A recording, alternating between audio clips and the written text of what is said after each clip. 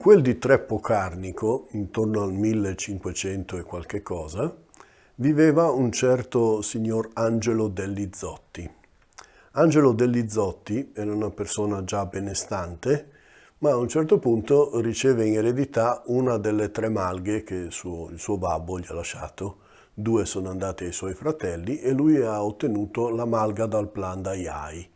Era una malga molto importante, anche molto grande, molto grossa, e lui, molto contento, se l'è presa e ha cominciato i suoi lavori ad allevare animali e a fare tutto quello che doveva fare in malga.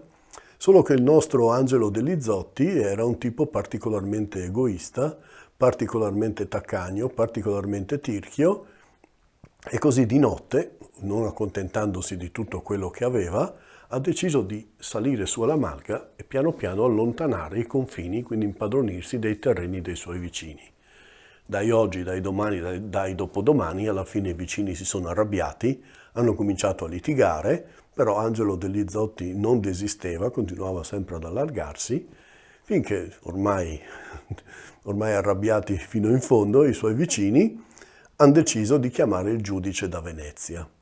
A quel tempo la giustizia era molto spiccia, non è che servissero grandi cose, veniva semplicemente richiesto a chi era denunciato di giurare, perché nessuno si sarebbe mai permesso di giurare il falso, perché chi giurava il falso andava all'inferno e quindi automaticamente le persone giuravano quello che era giusto, che era secondo giustizia, e quindi a questo punto anche Angelo Dell'Izzotti è stato chiamato a giurare quali fossero i suoi effettivi confini della malga.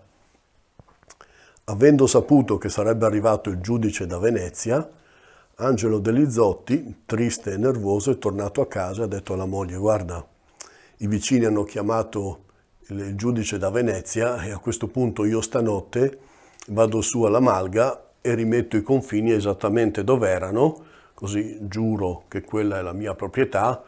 Ovviamente pagheremo un'ammenda, e cosa vuoi fare? Io non vado certo a giurare il falso. Ma fa lei, no, non puoi fare una cosa del genere. Se tu rimetti a posto i confini, ma che figura ci facciamo con tutto il paese, con tutti i vicini che rideranno di noi, ci prenderanno in giro? Con che faccia io vado poi in negozio a prendere il pane o in giro a trovare le mie amiche, con tutte che mi ridono e tutti che mi prendono in giro? No, tu non puoi fare una cosa del genere. Io quasi quasi vado a parlare con la vecchia Corinna su a Cercivento. No, fa lui, no.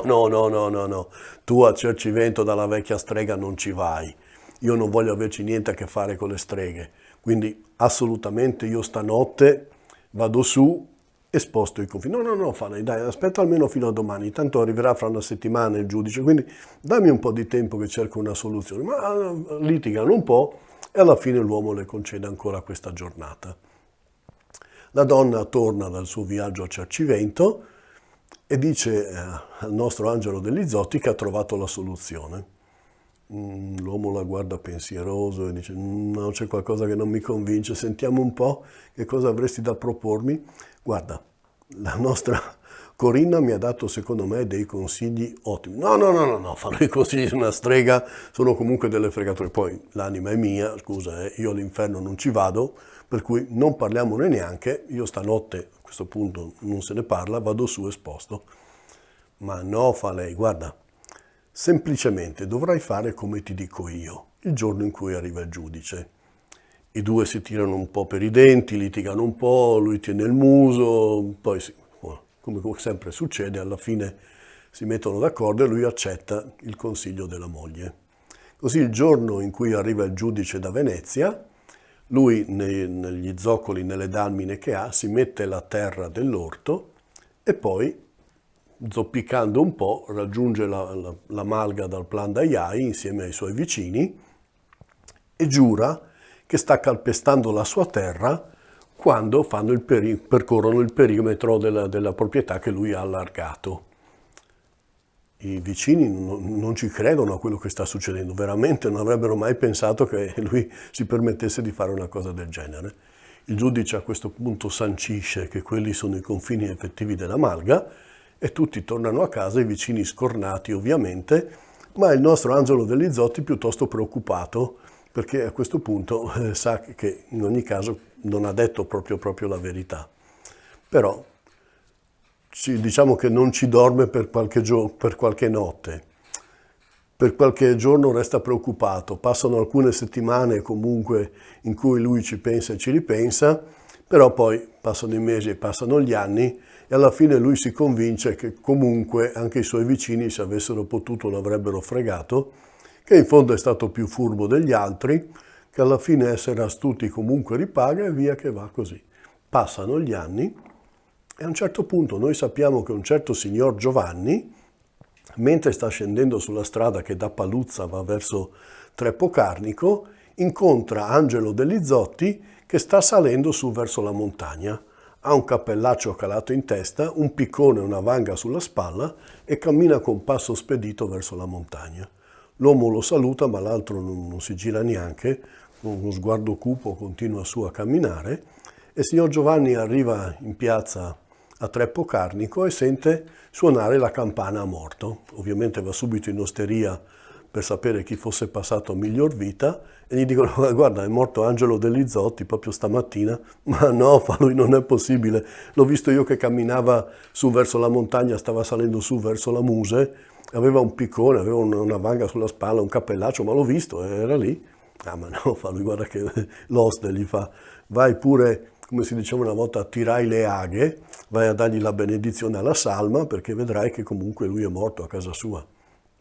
Giovanni, ancora incredulo, va a casa di Angelo Delizotti e scopre che lui è veramente nella sua cassa da morto e lì gli tira l'acqua santa e a questo punto comincia la leggenda di Angelo Delizotti, il dannato del Moscardo, perché Angelo Delizotti è stato condannato a piccare su questa montagna che è chiamata la Muse, appena dietro Treppo Carnico, a piccare fino a quando tutta la montagna non sarà rasa completamente al suolo. E lui giorno e notte non fa altro che piccare con questo suo piccone, non fa altro che scavare con questa sua vanga, e quando vengono i grandi temporali, quando vengono le piogge, dalla Muse scendono sempre dei grandi rivoli, dei grandi torrenti pieni di fango e di sassi. E infatti la gente dice: vedi, questo è il lavoro del dannato del Moscardo che scende giù verso il piano, perché ormai lui ci lavora giorno e notte. E Angelo Delizotti si ferma una sola notte all'anno, la notte del solstizio d'estate, quando tutte le streghe da Benevento e dalle Germanie si danno appuntamento sul pian delle streghe sopra Cercivento e danzano per tutta la notte al suono dei tamburi. E in quella notte Angelo Delizotti ha avuto la concessione di sedersi su un sasso, togliere il suo cappellaccio e fermarsi per quella sola notte e col piede battere al ritmo del tamburo per tutti quegli anni e quei secoli in cui è condannato a piccare sulla Muse sopra Treppo Carnico.